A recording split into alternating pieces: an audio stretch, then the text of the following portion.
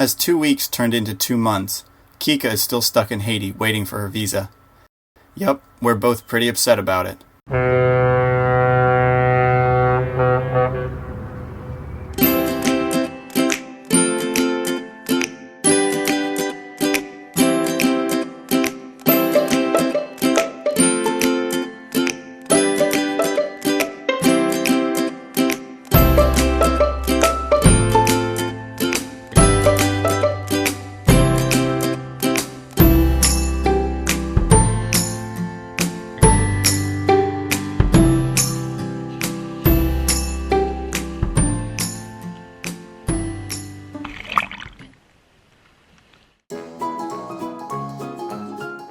As the weeks went by, I continued working on the boat. The priority was getting the mast back up so Uma could be a sailboat once more. First on the list was pulling all the chain plates and checking for corrosion, rot, and overall integrity of the plates and the bolts. One was a bit bent from the previous owner's mishap. They were also covered in paint, which had to be removed in order to fully inspect the stainless steel. A quick polish got them looking like new, ready again to be installed.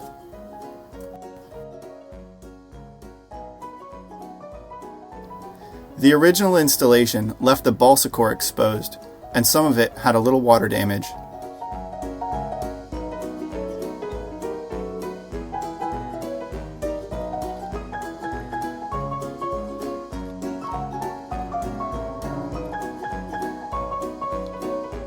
Using a sharpened Allen key, the old core was removed quick and easy.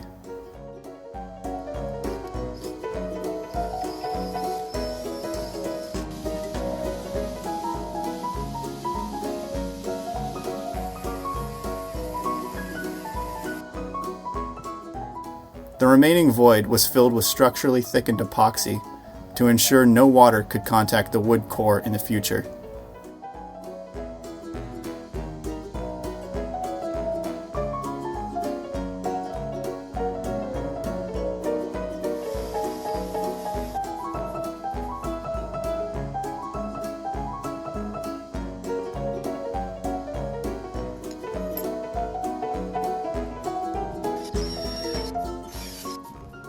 A new slot was drilled, edges beveled, and the chain plates reinstalled. Once everything was bolted down, Boat Life caulk filled the gaps and sealed everything up.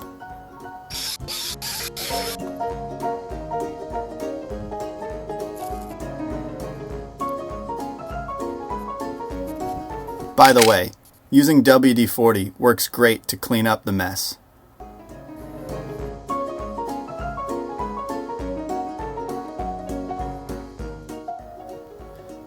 Now that the chain plates were sealed and solid, it was time to install the new standing rig on the mast. Since we took the mast down to ship the boat to Florida, and since no one knew the last time the rig had been replaced, we figured we may as well replace the whole thing before putting the mast back up. Everything came back from the rig shop well labeled for easy installation.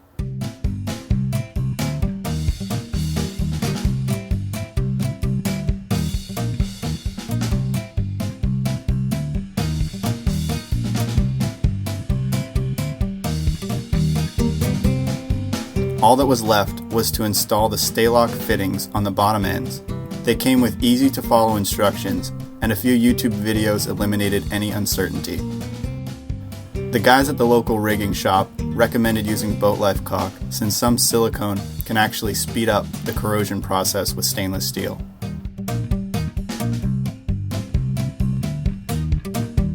Tightened everything down, and that was it. The last major problem was to figure out what to do with the roller furler. When we removed it in the fall, we discovered they didn't make the replacement cone for the old-style Norseman fitting that attached the bottom of the reefing spool to the chain plate. So it would have been a simple $12 replacement part was going to cost us about $4,000 to buy a whole new furler. Well, that wasn't going to happen. Alright, just got back to the boat here from the machine shop, and man, am I impressed. They did a really good job turning my old Norseman bearing shaft on the bottom of my furler into a stay lock. I'll show you how. Alright, so this is a stay lock fitting. It has the threaded rod on the end of it to go into the turnbuckle. The other version has an eye on the end of it, like this, and that goes into a chain plate. So a plan was devised to retrofit the old Norseman and turn it into a new stay lock. All of the tension in the forestay is secured through the new stay lock. Since the bearing shaft no longer takes any of the tension from the forestay, the weld is there only to prevent it from spinning when rolling up the sail. With that problem solved, it was time to clean and rebuild the rest of the roller gear. It took a while to get 30 years of grime off all the pieces.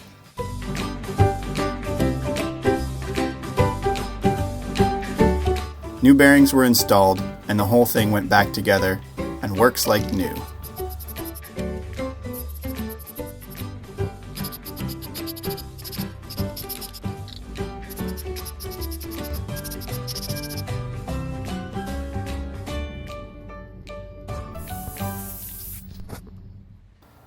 That was it. The mast was ready to go back up. The crane arrived, and up she went.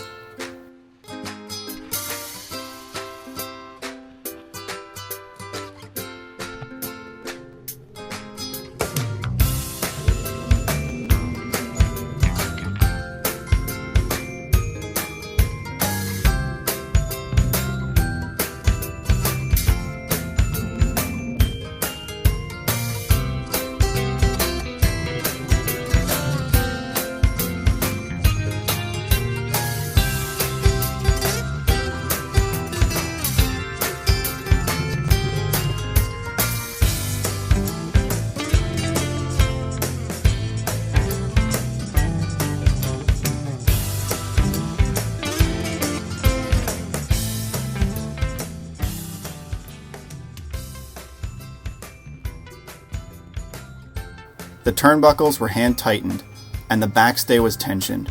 The final tune will have to happen once we're back in the water, and the boat and the rig have settled to their natural state.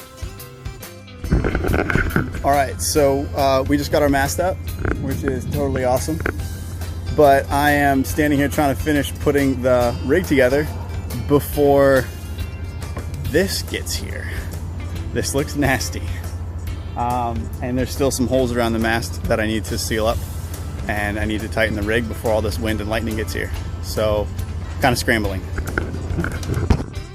Alright, so as you can see, I've got the backstay all the way back here, and it's off by about 6 inches.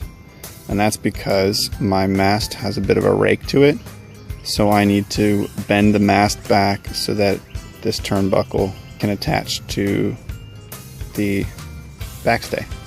So what I've done is I've attached the main halyard down to here, and that's running all the way up to the top of the mast, and then back down where I'll use a winch to bend the mast backwards so that these two things will align, and then I can start using the turnbuckle to pull the mast back and tighten the forestay and the roller rig.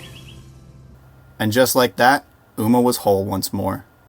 Oh wait, I still don't have an engine.